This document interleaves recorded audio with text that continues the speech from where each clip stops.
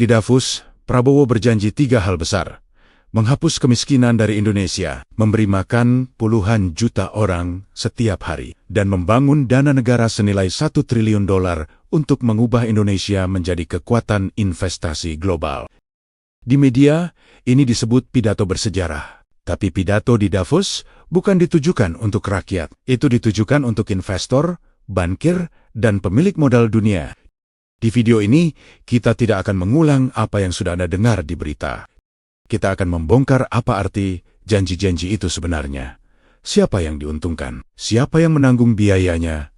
Risiko yang seringkali tak terungkap di atas panggung. Ini bukan soal suka atau tidak suka pada Prabowo. Ini soal memahami kontrak politik terbesar yang sedang ditawarkan atas nama Indonesia.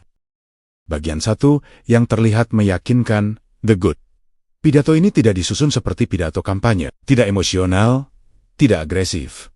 Tidak penuh slogan kosong, strukturnya rapi, damai, menghasilkan stabilitas. Stabilitas menarik investasi, investasi mendorong pertumbuhan, pertumbuhan membiayai pendidikan, kesehatan, dan kesejahteraan.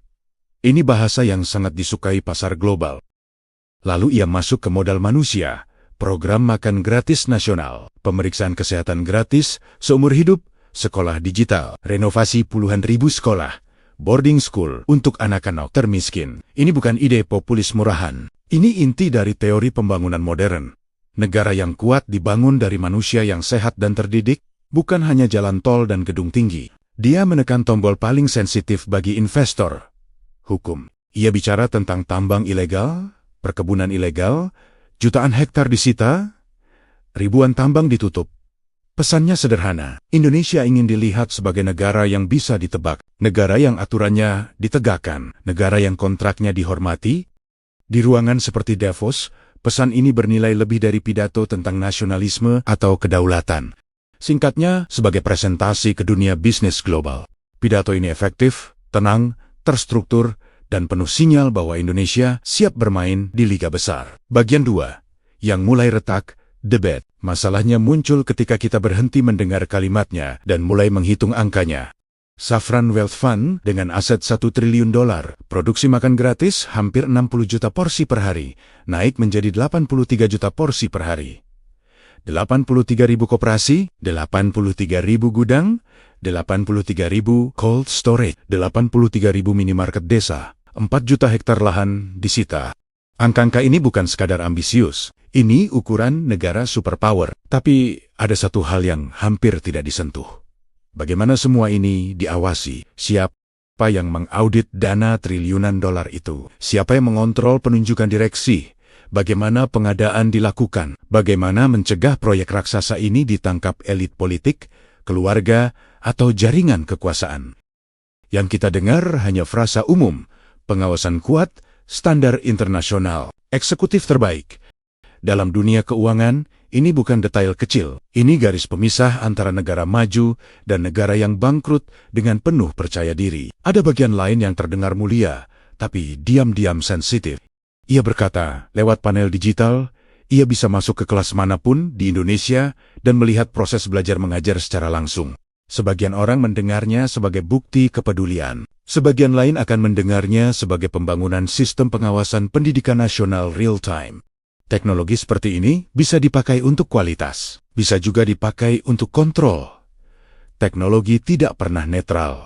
Yang menentukan hanya siapa yang memegang tombolnya dan siapa yang tidak boleh menyentuhnya. Bagian 3, yang paling berbahaya, the ugly. Bagian terpenting justru tidak diucapkan.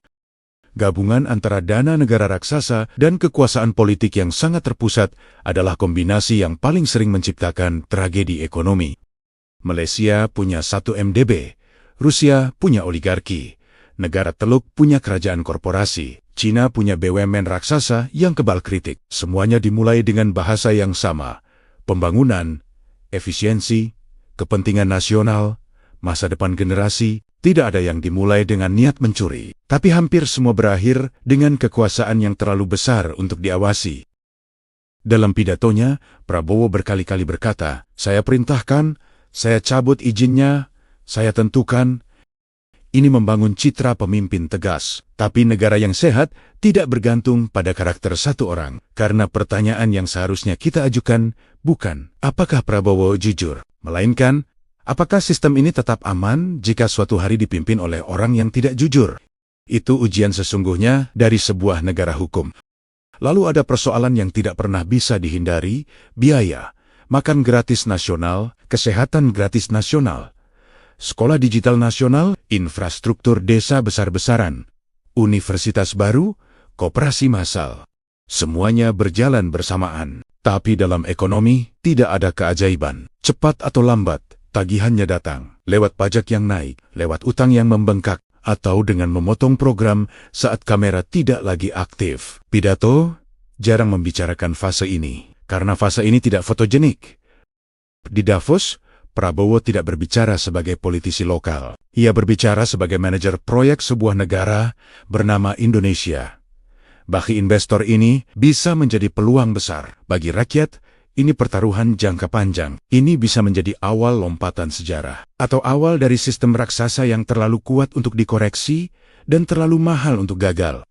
Dunia sudah bertepuk tangan. Modal sudah mendengarkan. Sekarang giliran publik Indonesia yang harus benar-benar memahami apa yang sedang dipertaruhkan bukan dari slogan, bukan dari potongan berita, tapi dari struktur kekuasaan dan uang yang sedang dibangun, perlahan, rapi, dan sangat serius. Karena di dunia nyata, yang menentukan masa depan negara bukan pidato di Davos, melainkan siapa yang mengendalikan sistem. Ketika lampu panggung sudah padam,